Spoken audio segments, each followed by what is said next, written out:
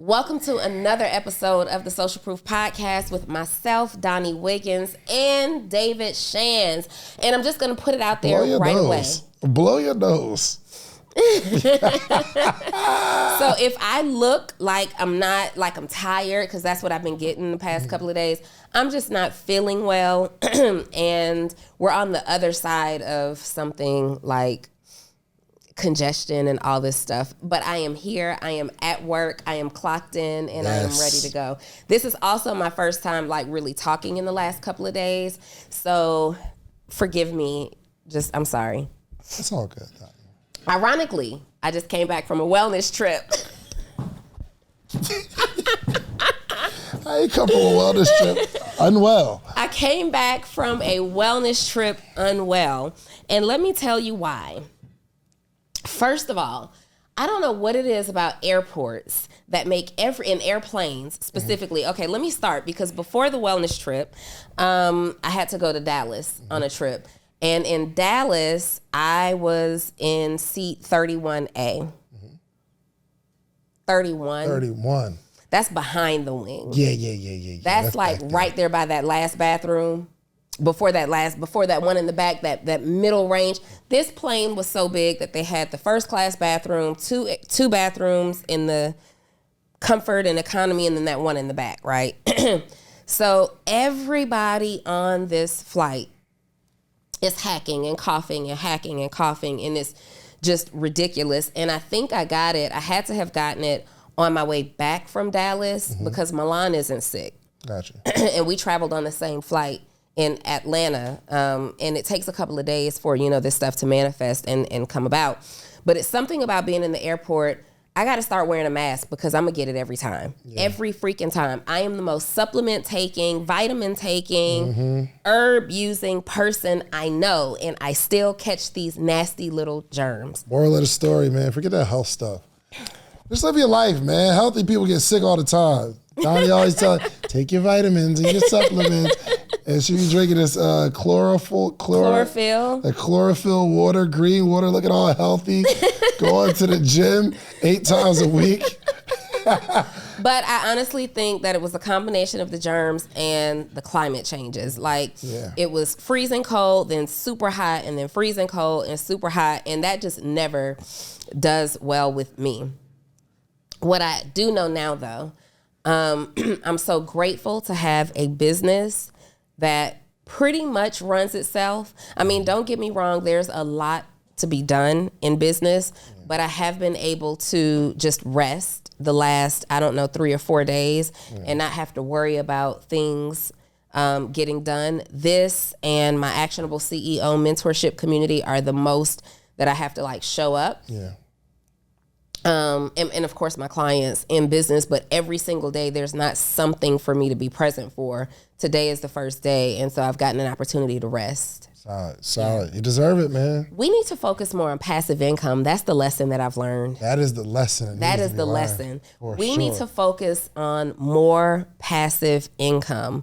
What can we do at scale to make multiple millions of dollars, so that not even at a time of something bad happening, but just a time of rest, we get to just do those things and still be making money and make an impact. And really what I want so much passive income that I get to do those other things that I love, just use my time to do the other things that I love, like going into the schools and talking to schools and hanging out in, neighborhoods where they may need that they're not normally exposed to, people just wanting to come and impact them, going out and doing things for the community, traveling, doing the things that I love. I just need the passive income. Yeah.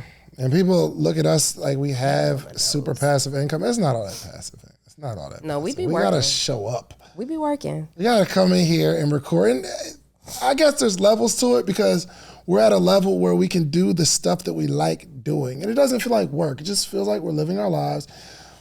But we got to go make the money. Yeah. But yeah, we still got. This morning, as I was getting dressed, it for sure felt like work because I am running back to the bed as soon as I leave. So you've been in the bed all day?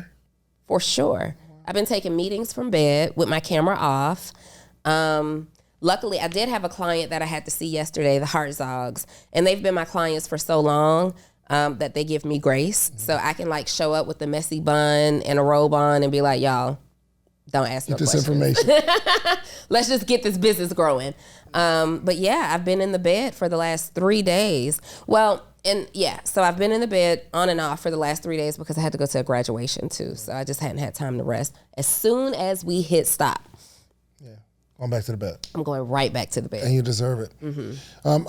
It's called like life design. You got to design your life in the way you want it to be. Mm-hmm. And I think we have most of the picture so far, right? But we still that one. And I think there's 2 ways to go about this. We can either set up some extreme passive income, and maybe we can go through some opportunities for people to come up with passive income or describe what it looks like. The other thing, you need tissue? Do you need tissue? I'm not blowing my nose on the podcast. I'm saying, why not? That's disgusting.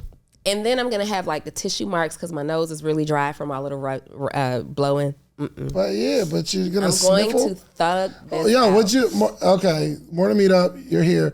Would you rather her sniffle the whole time? You cannot hear me sniffling. Can you guys hear her sniffle? Okay, back to the lesson at hand. Oh, perfection is perfected. I'm going to let it understand. From a Young G's perspective, what song is that? Never heard that song. That's Snoop Dogg.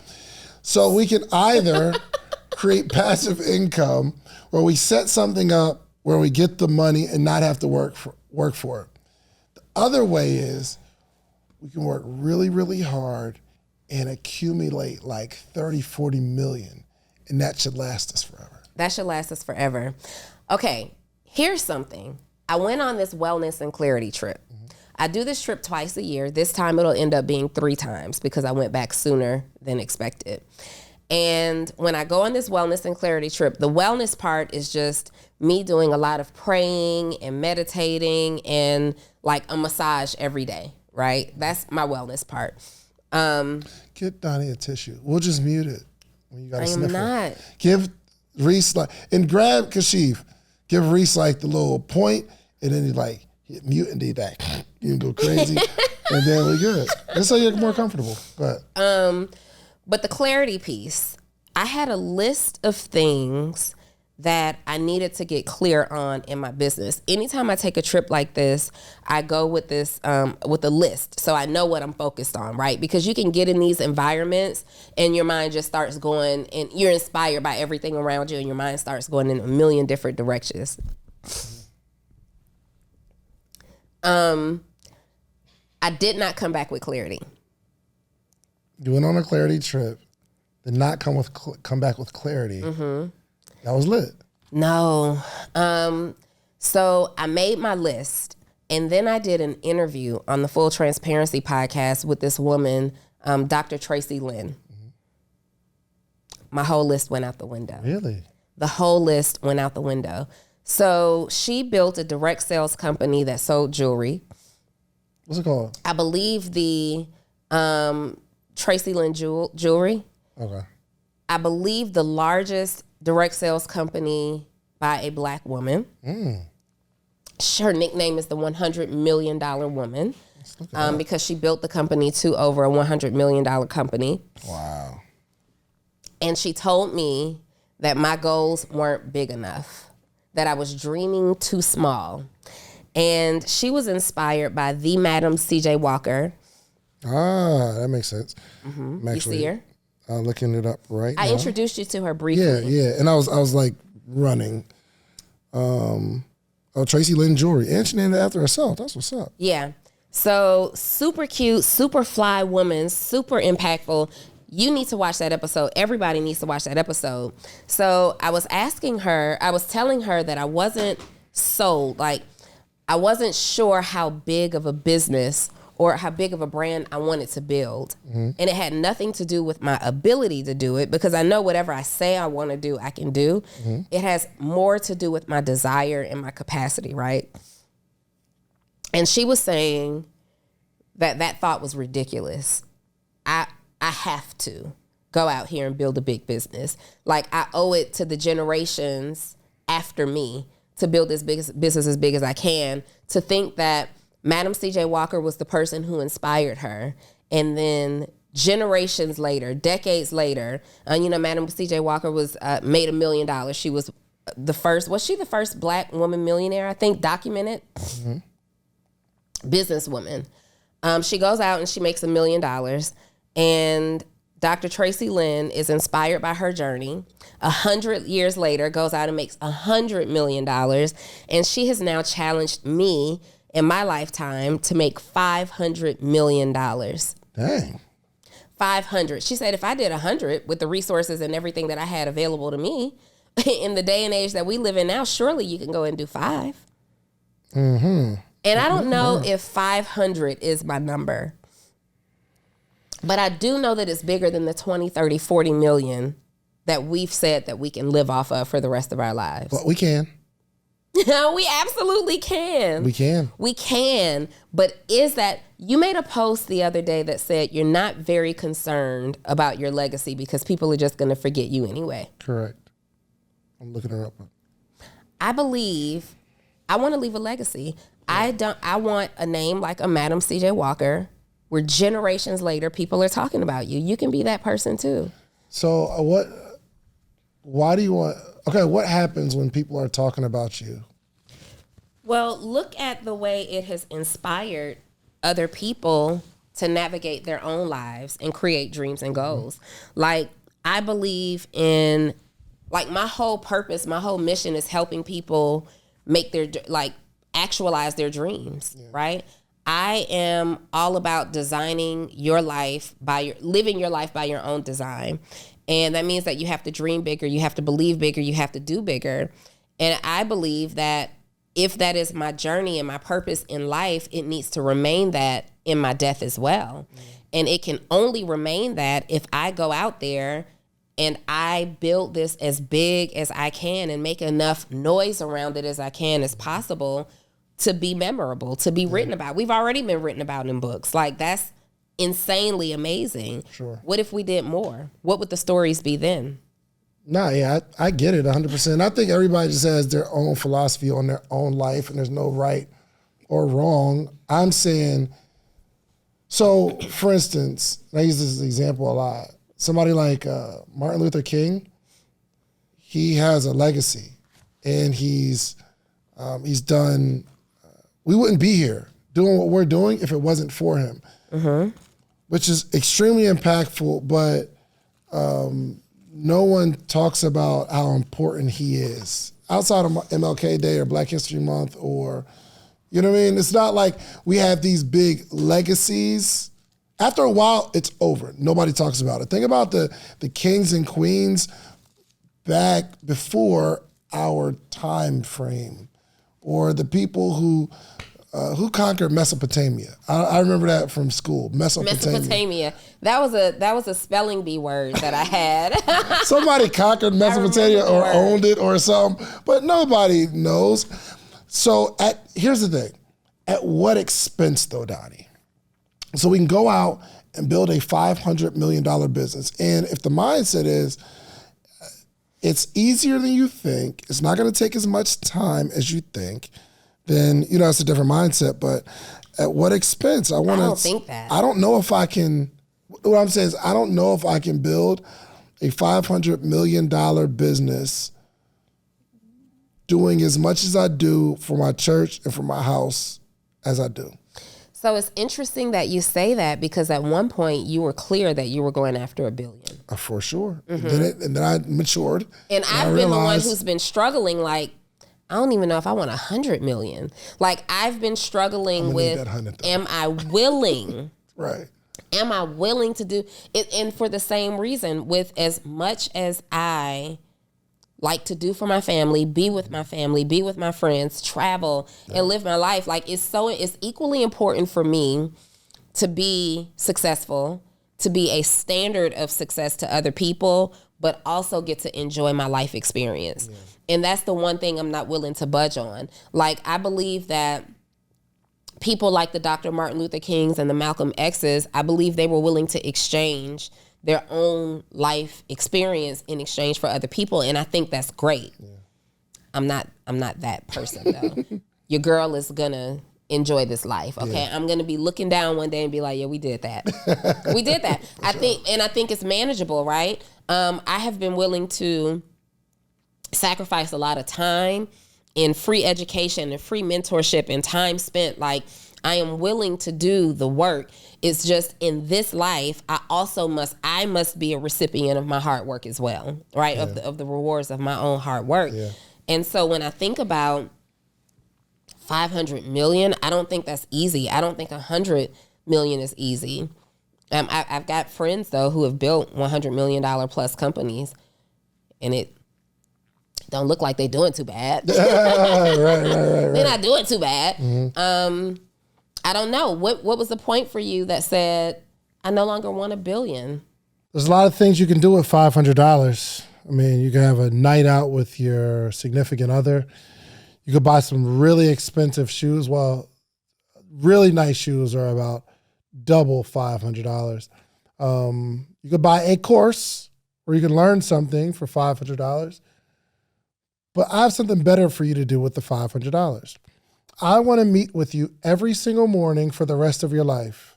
Well, maybe not the rest of your life, but every morning, Monday through Friday, for the rest of the year.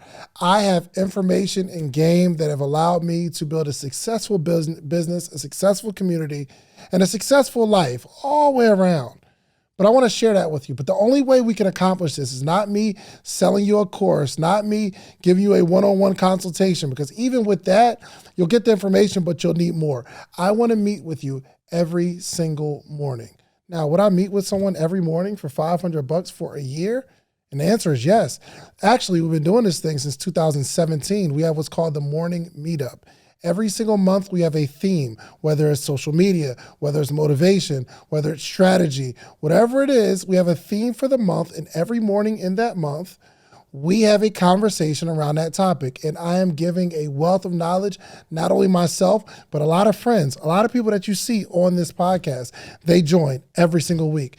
So you need a community of people that you can grow with, and you need a coach. I'm your coach. The Morning Meetup is your community. Go to themorningmeetup.com. It's $499, and I will meet you every single morning for an entire year. Give it a shot. My focus just changed in what I want, because it takes an immense focus to build something that big. Think about the people who have built something. And we have the anomalies, right? Where they started something, had a good idea, it hits, it goes crazy, and after a few years, somebody wants to buy it for $100 million, right? Mm-hmm. We have those anomalies. Mm-hmm. But for the majority of people who have built something that big, it consumed their entire lives. Yeah, yeah. Their entire lives. And I don't know if I want my life consumed, especially in these ages. I want as many memories of my children as possible. I want, let me be clear. This is not an excuse to not go hard, because what typically happens is when people, let's say like their business are on a decline, they find God or realize how unimportant this stuff is, because business is on a decline. My business is not on a decline, okay? But my children are so important to me, and my son is going through his health challenges right now, and I'm going through wanting to just be at peace, you know what I mean, and not as stressed out. And I'm starting to reevaluate some of the things that I do, even today, and I'm like, yo, if I didn't do so many things, I may be able to find joy in doing a thing. Like, is it possible that outside of all the business stuff that I do, I could just lock into the morning meetup and just love on them, and that be my whole thing? Oh, talk heavy. You don't know how happy I am to hear you say that. Mm-hmm. I am so happy. I have talked to you to the point where I just don't talk to you about it anymore, about like, Dave, you work a lot. You do a lot. You need to relax. Like, take time for yourself. Yeah, but Donnie, I love this stuff. I understand that you love it, but at the end of your life experience, you will love more the memories that you will have created in your family, with your friendships, and like, you want more of those memories than you want morning meetup coming memories. From the person that just said they're about to go after 500 million. Yeah, but I also said I'm not willing to exchange my joy and my fulfillment for it. Like, you have to. No, I don't. So, you're going to have, not all of it, but some of it. You have to, there's got to be a trade here. There's some things you can't do that. You can't do that. Get it. You can't do that as much as you want and get the $500 million. Okay. There's no amount of this that you can do to get that. No. There is an exchange, and there is hard work required, but also there's strategy. For sure. And I believe that we hadn't had the right conversation yet to get the right strategy. I believe there's an easier way to go about this. It's happening. Yeah. So I don't, here's the thing. This is what I'm here to say to you all in the camera. I don't have the answers. I know y'all listen to me and you're listening to Dottie because you're looking for the answers. And we have some, but for your own life, you have to design it the way you want to design it. So we know how to help people make $1 million in a day. For sure.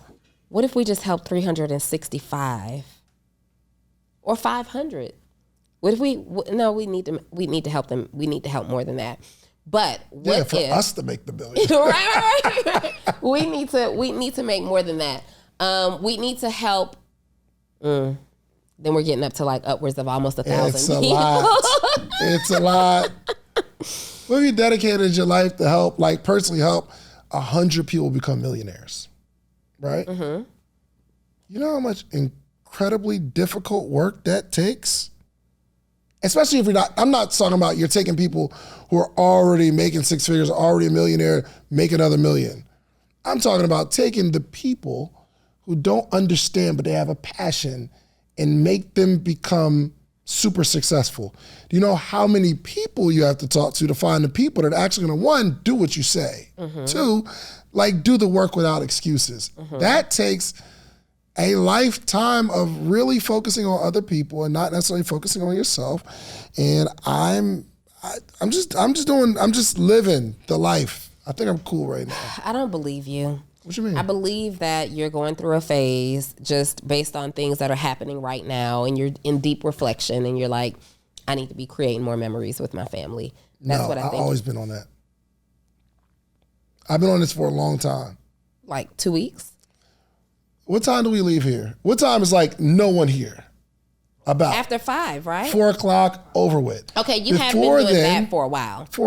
Since my children were born. And I'm not doing a whole lot of stuff on Sunday. I spend a lot of time with my kids on Sunday. Like, that's like my family day.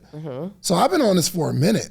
I'm not, let's be clear, I'm not looking to make less money or hit smaller goals. I'm looking for this perfect balance. Not a perfect balance. I want to keep progressing, but the question is at what cost? And now I'm just making better decisions with what I do with my time. Okay. You made a post the other day that said we really could live a great life off of a couple $100,000. Let me read it because there's a good point of conversation. Hold on, let's see. The post says, and I quote myself, making a passive few $100,000 per year after expenses with no debt, a small team. Oh, this joint sounds sexy as I read it. Make a passive few $100,000 per year after expenses with no debt, a small team, low overhead, and very little ambition is the formula for a peaceful life. Very little ambition. That's the formula. My ambition frustrates me sometimes because we just go keep doing stuff. I'm gonna keep doing it. Let me read the caption because I think the caption was good. Ambition gets in the way of your peace because you always find yourself building something after you've built something. You get to the top of the mountain and realize you're at the bottom of another one. I don't know why I can't just sit down and settle. I'm not necessarily trying to leave millions to my kids because there's a lot of conversation. This could be a good podcast. I'm not necessarily trying to leave millions to my kids because I want them to build their own lives. Somebody said something, a CEO of something. It was like, their kids got to get it on their own. That Who was Who was it? That's Bill Gates, isn't it? Who said I think he has that philosophy, but somebody else just came out and said that. A new CEO? I thought it was. Yeah, it was another CEO. I don't think it was Bill Gates. I don't remember. But anyway, isn't Warren Buffett not leaving the majority of his money to charities and things because he feels like his kids should work for themselves? a lot of super successful people feel that. Hold on, somebody said it was Jeff Goldblum. Jeff Goldblum. Yes, Buffett. It's definitely Warren Buffett. Yeah, but I'm saying a lot of people live like that. Or like super successful people. They have that philosophy. I'm not giving my kids anything. Well, and I can agree and disagree. Mm-hmm. Oh, Jeff Goldblum is the actor. I like him too. Mm-hmm. I like him a lot. Yeah, Jeff Goldblum warns his kids that they'll need to work when they're older. Yes. Won't be leaving he won't be leaving his $40 million fortune to his kids. Well, and I feel it and I don't feel it. So, you know that how badly I wanted to build a family business. I don't know if that's going to work out. You feel me? Yo, things change. Things change. I don't know if that's going to work out. And it's not for any negative happening, more than I am also understanding the importance of them finding themselves for themselves. And they'll have a home here if that's what they find for themselves. Mm-hmm. Now, for clarity, I never steered my family to work for me. I created opportunities, and if they asked for one, I gave it to them, right? But when I saw that my opportunity looked appealing to them, I'm like, I could really make a family business out of this, and this would be so amazing. It would be dope. It would be incredible. But there are pros and cons to that. And I can understand if their perspective is coming from a place of, and I've gotten in my feelings, I have, like, wanting people to be more invested in the business because it's a family business, and wanting you to take it more seriously because it's a family business. And don't you see how hard I work on this? And it's a family business. So I can understand a Buffett or a Jeff Goldblum mindset if they feel like their family isn't as in it as they are. It almost feels like a slap in the face. You take it personally. And so then you say, you're going to have to work for your own money. I'm not working this hard, and you take no interest in it, and you just get to inherit everything that I have. But on the flip side of that, for me, the reason that I go so hard anyway is for my family, right? Because we've been in adverse situations where I didn't know how ends were ever going to meet. I didn't know how we were going to survive certain periods financially. And because my daughter was such a motivating factor behind why I do what I do, she will inherit enough. For sure. She's guaranteed that because I am her mother. Yeah, for sure. Yeah, my kids will definitely inherit some things, but I'm not focused on leaving a legacy. I'm focused on building some stuff that can allow me to have some experiences with my family while we're here. And the collateral is you'll get the stuff that I built. You know what I mean? But I'm not focused on leaving a legacy. That was the part of that particular conversation. But I think what you all hopefully you're getting is you have a right to change your philosophy on life. When we were younger, we're like, yo, we're going to go build this business and make all this money. And then you make money and things change, your perspective on things. It's so hard to tell people that, it's so hard to tell people who don't have money how it's not as important as you think it is right now. I'm saying it's important. We got to go get it. Yeah, for sure. We got to go get it. Sure. But what you think your life is going to look like after you make $1 million, it's not going to look like that. It's not. And then you're going to change your mind. The things you like change. The things you think are important change. And through this process of building a business, things happen with your family. And you may lose somebody and you get a wake-up call saying, I spent all this time, energy, attention trying to build this $500 million company, and I lost some experiences. And the regret is, I wish I spent more time. When my dad passed, my biggest regret was, I wish I spent more time. But this is around the time I'm really locked in and focused on my t-shirt brand. Not saying that I shouldn't have done that, because I did that, I was able to do some cool things for my mom, and now I can do some cool things for my kids. But in that time frame, I spent a lot of time and energy focusing on building when I could have spent some time with my dad. And I'm not regretting any decision that I make. I'm just saying you guys have to be prepared to be able to pivot in the way of your thinking, especially as you progress. Yeah. You have to. Yeah. I mean, you'll go through a lot of inner reflection, self-reflection. Mm-hmm. You'll go through a lot of back and forth. One day you're going to want to conquer the world. The next day it'll just be conquering your zip code. Mm-hmm. And then after that, it'll just be like, as long as I conquer this house. Right, for sure. Right? As long as I take care, you're going to want to save the world. Mm-hmm. Then it's like, you're saving the city that you're from. Mm-hmm. Then it's like, as long as my immediate family is for good. Sure. Then something happens, you got to realize you got to save yourself. And then it's yourself. Then it's like, look, everybody's for themselves right now, and that including myself. You'll go back and forth, and I think it's important for people to understand that back and forth mindset isn't necessarily wrong. Like, you're literally processing and evolving in real time. Mm-hmm. And people like you and I are not just doing it in real time, we're doing it out loud. Yeah. It's very public facing. Mm-hmm. So any decision changes that we make are noticeable and up for judgment. And I don't really care about any of the judgment and things, but we're literally just going through this experience of being entrepreneurs and CEOs and employers and bosses and mentors and all these things for the first time. Like, mm-hmm. There was no other experience that we've had doing this. We're getting to do it for the first time, and we hope that you appreciate us taking you on this journey in real time. Yeah, 100%. Yeah, because we could only show you the highlight clips. Yeah. There are some highlight clips. Yeah. We can edit everything. We could edit everything. Put a filter on everything. We put a filter on nothing. Right. Case in point, Dottie is here trying to affect everybody with whatever she got, and she showed up, baby. And I showed up. Listen, I tried to just throw on a little bit of mascara, and then my eyes, I started sneezing in the car, and my eyes started running, and so my eyes underneath my mascara is running.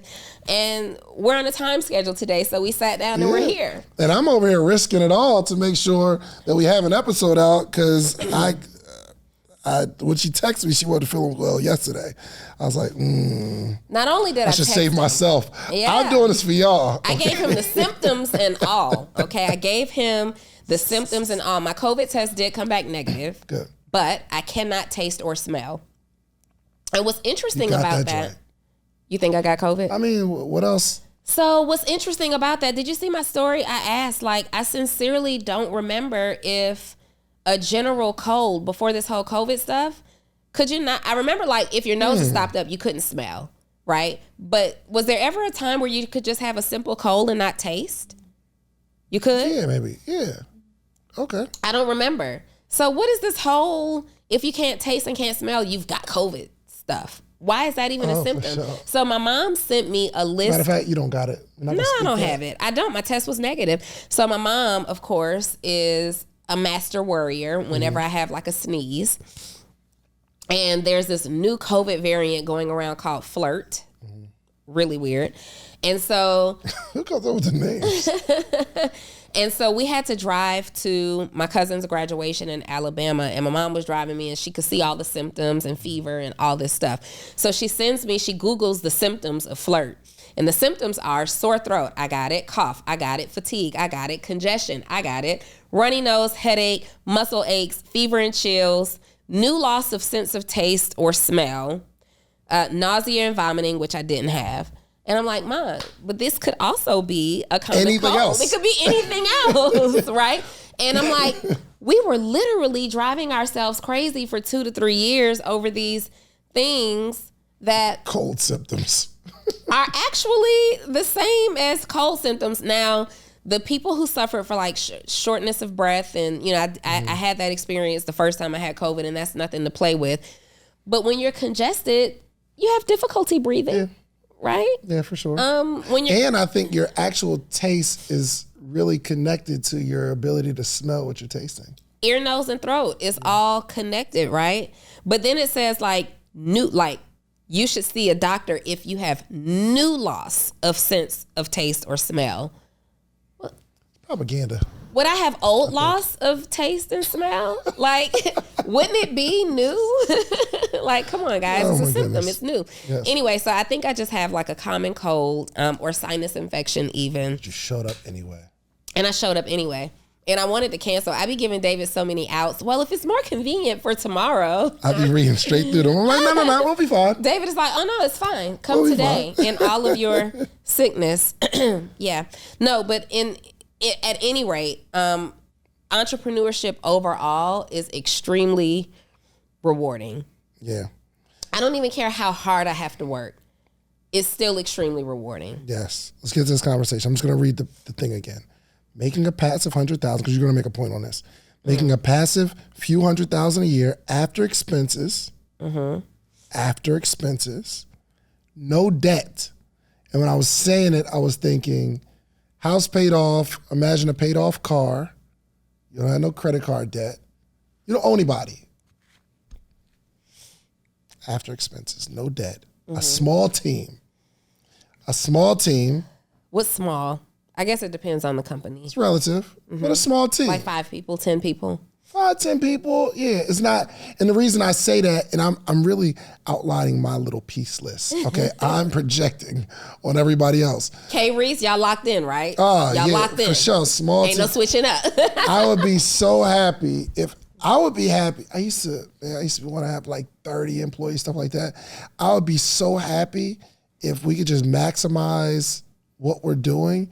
And the reason I say that is because dealing with multiple people and multiple personalities creates multiple issues and multiple stress points. The more people that you have in your life and in your close proximity, the more stress you are bound to be a part of. So that was a part of my piece list. And the last part, low overhead, of course, because you can run a business and you don't have to chase a number. If you have overhead of 20,000, you have to make 20,000. You're on the hook for that. So every single month. And then lastly, little ambition is a formula for a peaceful life. I don't know if little ambition would be peaceful for me. Well, it's not now because you have a lot of ambition. I have a lot of ambition, but my ambition gives me something to look forward to every single day. Like to wake up and have nothing to look forward to every single day would feel like misery to me. I don't know. There are some people in the world. Well, I don't know if that would be the case for you. What do you mean? So imagine waking up, and the wake up isn't like, yo, what mountain am I going to conquer today? The thought is, I'm going to make some sandwiches.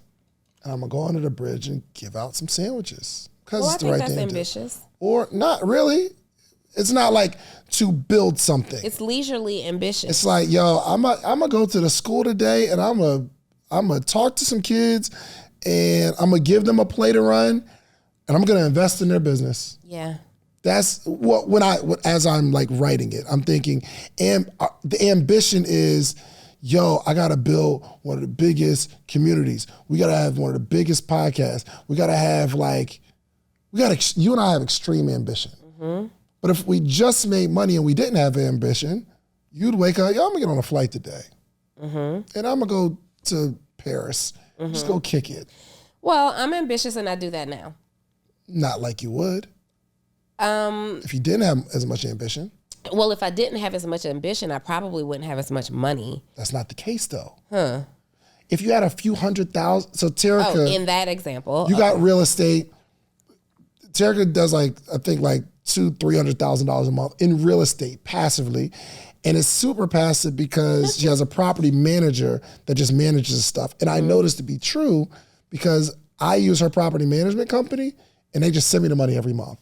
It's the dopest thing in the world. I used to be a property manager, so I know that's the process. That's lit. You would go somewhere every week. To being a property manager. No. Get real estate and get a property manager. What I'm saying, you would do that every week. For sure. I'd be somewhere all the time. However, that doesn't take away from my ambition. It takes away how actively I have to act on that ambition. So for me... Say that again. It doesn't take away from my ambition. Like, I still want that measurable result. I just don't have to be as active in achieving it as I would as if it were active income versus passive income. Correct. So it's lower ambition. No, I don't think the correct term for me is lower ambition. I want less activity with maximized results. It's the activity part that I could do a little less of sometimes. So the definition of ambition. Okay. A strong desire to do or to achieve something, typically requiring determination and hard work. By definition, ambition is a strong desire to achieve something. I want to not have, after we get this passive or we get this 40 million or something, not have a strong desire to achieve something, but just have strong desires to do stuff. Well, if I were the property owner, if I were Terica, I'm sure she has a strong desire for all of her tenants to pay rent. That's still ambitious. No, that's different. That is definitely ambitious. It's ambitious. No. These properties. No, ambition says I want to go from 500 units to 600 units. No. Ambition says I want to purchase 600 units and make sure that over the next 5 years they pay rent. What do we do to make sure they continue to pay rent over 5 years? That's also ambition. You get a property manager to make sure. But that's also ambition. Ambition doesn't mean that you have to consistently be moving the scale. Donnie, I didn't say no ambition at all. I said little ambition, smaller bits of ambition. I want to put a curriculum in schools. That's like ambitious. Right now I'm ambitiously going after that, right? Because at the end of the day, I get to do some good in the world, get to affect the people that I want to affect, and we get to make money. Little ambition says, I'm going to wake up and I'm going to go to my local high school and talk to some kids. There's nothing that I need to accomplish here, but I'm just going to give. I want to show some love. I want to do that kind of stuff. So I think everybody's definition of whatever, like that post, right? You'll see it one way, I'll see it one way. Yeah, I mean, because I don't want to have, after we get this money, I don't want to have the ambition that I have to say, I'm about to go put myself through some more stress to do another big event. I think what I don't want is to always feel the need to be busy. Yes. That's what I don't want. Because all that ambition. Yeah. For the last 3 days, well, today is day 3, and I'm going to get back in bed. I literally have been laying in bed, like, with my computer right here, just like doing stuff. Because if I take too much time away, and I could completely, and that's just me just being bored. Is it bored or is it ambition? Like, work for me doesn't feel like work. Like, I enjoy doing research. I genuinely like to do it. So what's the difference between a person whose hobby is to do research and a person who researches and makes money from it, right? I just genuinely like to do it. That's a huge difference, Donnie. No. That's a huge difference. You wouldn't tell a person who was under the weather, whose hobby it was, to do some research. You should put your computer away and not do research. You'd say, oh, here's your computer. Would you like to just do your hobby while you're resting? Right? It's a hobby for me, and I get to make money from my hobby. If I didn't make money from it, I'd still be researching. What were you researching exactly? So right now I am on this AI rabbit hole, and I am just learning how to manipulate AI for my own use. I am determined to build. I am determined to have the ability to run. No. Use the first words you just used. I'm determined to build. I am determined to have the ability to run my business with AI. Yes, that is ambition. Well, You're researching because you want to achieve something. Yes, but we always want to achieve something. No. It's not ambitious everybody. for a guy to court a woman when their goal is to make her his wife or his girlfriend or simply to have sex with her. Those things are all ambition. It's lazy ambition, depending on who has the ambition, right? So yes, I don't think, can you live a life and have no ambition? I think sometimes people misunderstand that maybe you can. Like, no ambition is people who are like worthless. Mahdi is a perfect example. Mahdi has ambition. He does have ambition, but he also started shooting birds. That's ambitious. That's photography. He wants what he stated was that he wanted his piece to be picked up by like some major publication. And I'm not saying it's framed as a hobby though. Right. I'm not saying that it's not a want, but he's not actively going out to be this bird photographer and shopping his pieces and things of that nature. I'm not saying no ambition. No, he's not. I think when he goes out and takes his photos and he posts them to the internet, that is him. He can say, you can tell, like he can say whatever it is because people will say whatever they want to say. But if it were not him actively trying to garner attention from those photos, he wouldn't post them. It would be his own personal little project. I think higher ambition starts to take over, but he started it to just as like when he started it, he posted it. He posted, but it was a hobby for him. Yeah, but what I'm saying is research is a hobby for me. It really is. No, it's not. Dave, literally. Research, I know you're trying to implement AI in your business. Don't lie to me, Donnie. Literally, what's the first thing when you presented the situation you're experiencing right now yesterday? What did I say? I'm about to start researching. Yes. That's just what I do. No. I'm not saying it's not what you do. Okay, let me give you an example. Okay. We go play basketball. I'm not trying to achieve anything. I'm just going to hoop. You want to win. You want to win. Believe it or not, I want to win, but I'm not going super hard. Like, I'm not going back and forth. You know how people argue, that was a foul. No, it's not. Ambition Give me the ball. Doesn't require you to go super hard. Donnie, that's the point that you're missing. No. Here's the thing. I think you're confusing little ambition with no ambition at all. That's a dead person. No, I think you're confusing small ambition with no work ethic. I think we have our own definitions and we're looking at it from different perspectives. I agree with you there. That's what I believe. I agree with you there. Okay, moral of the story. I think you need to design your life in a way that, you need to define what it looks like to live a perfectly peaceful life. And it won't be perfect, but there's something, me expressing the ambition that I have, it's like a Stockholm Syndrome relationship. Wow. I love my ambition, but does the ambition always put me in the best situations? Does the ambition always leave me feeling refreshed and revitalized and feeling amazing? Sometimes yes, but then I'm putting all this stuff on my back and then everybody says, Dave, you need to take a rest, you need to take a break. And I'm trying to convince people that I do it because I love it. Oh, I fully understand. I kind of love it, but... Kind of love it. I love it, especially when I'm getting the great result. Come on. Okay? Achieving something. But when I'm not achieving it, whole burden. I also love the process of figuring things out. And that's kind of what I have been doing over the last couple of days. Cynthia showed me a couple of things as it relates to AI. And it was like, oh, wow, this is cool. And because my mind loves this kind of stuff and AI is essentially learning how to do the right research to get a result, like this is right up my alley. So then I took that information that she showed me and I have been going in a rabbit hole. Like I have opened up a whole other world and I probably need to start backing out, right?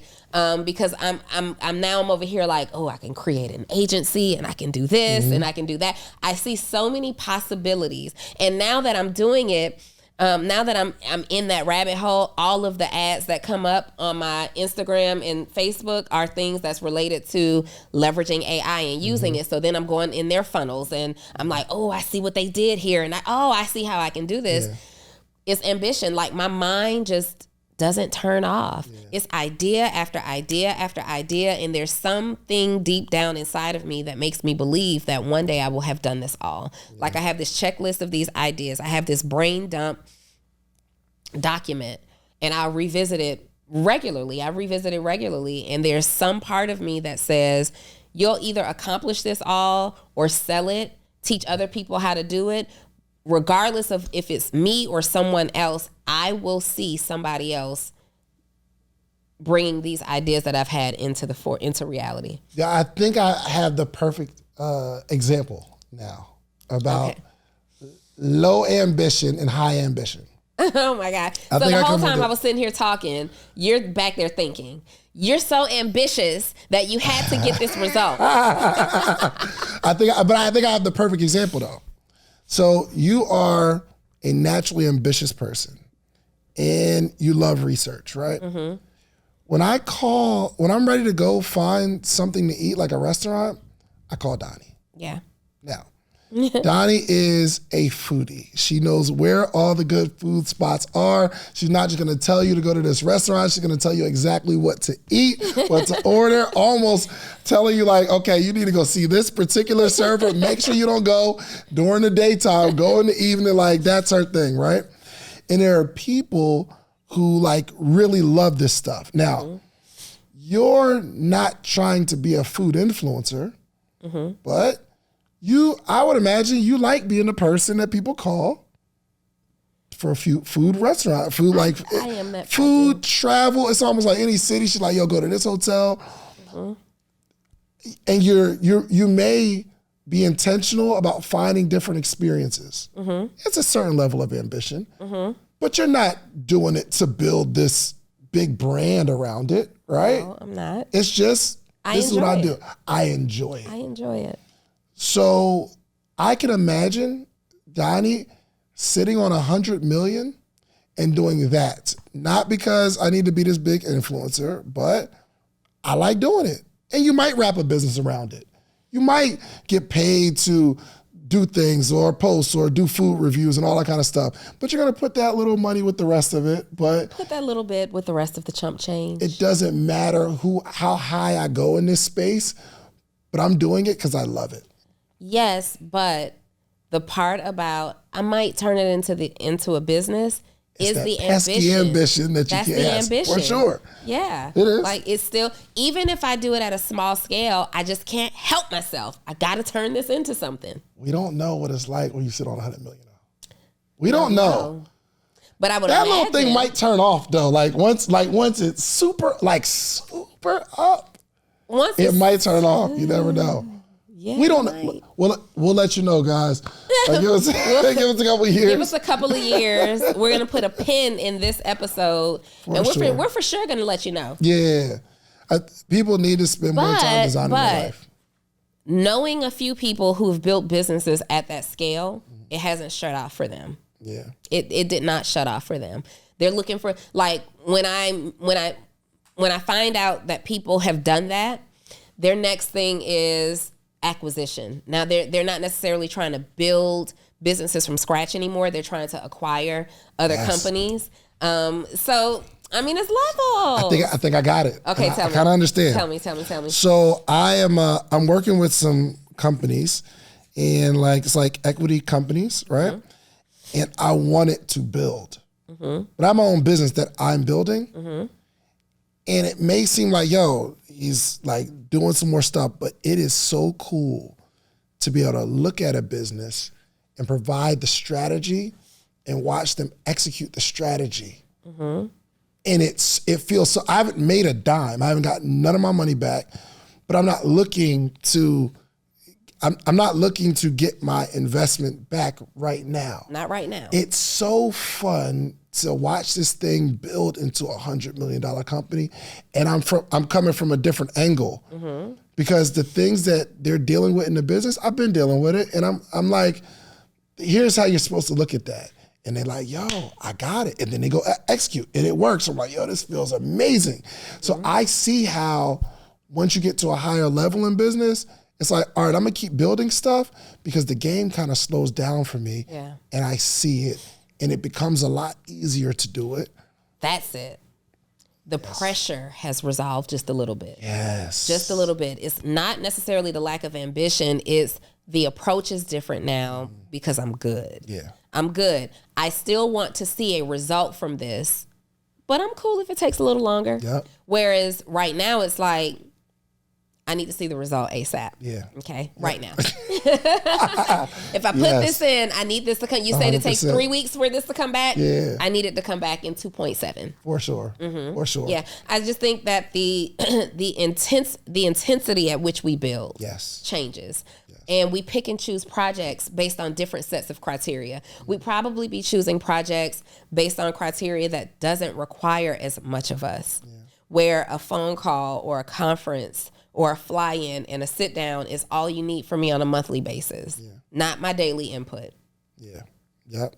Here's the danger, though. When you get to that level, there are some people who are always going to continue to put it all on the line and risk it. Mm-hmm. So let's say you sell your company for $10 million. Mm-hmm. Instead of kind of setting up some things that will maybe pay us passively, $15,000, $20,000 a month. Mm-hmm. We take it all and put it into something else, and we put ourselves back in that position of the grind, and it has to work today because I put everything I have in it. Mm-hmm. And there's I think that's when it becomes super obsessive. You know what I mean? Because I'm addicted to the risk. I'm addicted to the pressure. And as things get, I can see myself even through my own trajectory that I'm limiting pressure as I go. Mm-hmm. So I take money and I put it into like investments. Take money, put it into real estate. Take money, put it into stocks, things of that nature, because I know one day we're building a cushion for later. For sure. So long-term payoff. Yeah, man. Versus short-term reward. Identify what you want your life to look like, ladies and gentlemen. And before we end this episode, I think it's important to understand that your ambition needs to how does your ambition need to serve you? Yeah. Like, are you in a, like you said, we don't want to misguide you and say, don't be ambitious and that it doesn't take hard work. I think that everybody needs to look at their own situation and ask yourself, what does my ambition needs to provide me right now? Do I need a right now payoff? Like, is your back up against the wall right now? Are you short on bills right now? Are you not living a desirable life as it is right now? Then you probably need to be super ambitious, and you need to have some measurable reward or return immediately. Mm-hmm. But if you're okay, you've got enough money coming in, you've got some projects working, you've got some investments happening, and you're much more stable, then you can probably afford for your ambition to be a little bit more long-term, right? And then there's some of you that are going to have, like where we are right now, we have short-term ambition and long-term ambition. We've got projects that need to pay off right away and things that we won't see the fruits of for the next 10 years. Mm-hmm. And that's just, it's up to you. Ambition, I think, is relative to what's happening in your life right now. But don't sit around and live a life without ambition. For sure. Don't live a life without ambition. The ambition, like David and I have these conversations, and oftentimes we are thinking out loud, but our ambition is why we're here. Our ambition earned us the right to share our thoughts and have these conversations on the Social Proof podcast. And in some way in your own life, our ambition, you're borrowing just a little bit of our ambition and applying it to your life to get done what you need to get done. That's a fact. You can live any way you want to live. Yeah. I believe that. You can go get it. We love you all. Yo, we thank you for the support. All these times you share our clips and share the videos and the comments, everything that y'all do for the support of the Social Proof podcast. We appreciate it. And we are going to continue to come back and help navigate your journey as entrepreneurs. We ain't going nowhere. We ain't going nowhere. Even when the day comes where I'm just a rich housewife, I think at this point I deserve to be, what's it called? The women who just want to live off their husbands. A rich housewife. Okay. I think I've done enough work. What do you guys think? Have I earned my right to just be a rich housewife now? Like, have I worked hard enough to just, you think so, okay? I've earned the right to just be a rich housewife. Have you? Do you think I could ever sit around and just be a rich housewife? Well, I mean, just is kind of a tough word, but I think. You think so? Yeah, because you just do a bunch of cool stuff. I do a bunch of cool stuff. Y'all give me some suggestions. Hey, Daddy, I need you to get me a little. I would never call a man daddy. Really? Oh God, I have never liked that word. I've never liked that word. It screams I got daddy issues or something. I don't know. I don't know. It's like, why would you want your woman calling you daddy? It's a little weird. It's a little weird to me. Yeah. I'm not knocking you guys who do it. I'm just saying it's not a word choice for me. I just heard your voice in my head. And no, you'll never hear me call a significant other daddy. The only unless he's a kid and I'm like, go tell your daddy, but not like in a romantic way. Like using the word daddy in a romantic really think about it. Romantic way is kind of perverted. A little perverted. To me, it's a little perverted. Yeah. That is extremely perverted now that I think about it. It's a little perverted. Why would you? Well, okay, now we got to say baby is perverted now. Baby could be perverted. Grease, that is a thought. Hey, baby. I don't know, because baby isn't necessarily a title like it's that. The same. You don't walk around calling children. It would be different if it's like, hey, kid. Hey, child. I don't know. Hey, child. Hey, child. Come and put it on me, child. I don't think baby... Like, daddy is a title. Baby isn't a title. Huh? Baby isn't a title. Like, mommy is capital M. Daddy is a capital D. Baby is not, like, a title in that way. Baby. What does baby mean? Because that could change everything for me. It changes everything. So you're looking at it again. Oh, baby. No, but here. Ashanti said, baby. She's talking about a grown person. Oh my God. So here's the thing. I was in a relationship and this guy literally had a problem with the fact that I didn't call them baby, right? It's always been a hard thing for me to say. But I've never thought about why it's been a hard thing for me to say. And then in another relationship, I tried using the word baby because I remembered the other guy had an issue with it. I tried using the word baby and he's like, don't ever call me that. And I thought it was so mean. Like, what do you mean don't ever call you baby? But now as I Google the word, the definition, it means a very young child, especially one newly or recently born. Listen, future hubby. Hubby's cool. Oh wait, a young woman or a person with whom one is having. Can we still use bae? Oh no, but a definition is also a young woman or a person with whom one is having a romantic relationship as a form of address. I don't like it. Yo, you don't have to call me baby. I go bae. You can call me babe. Bae.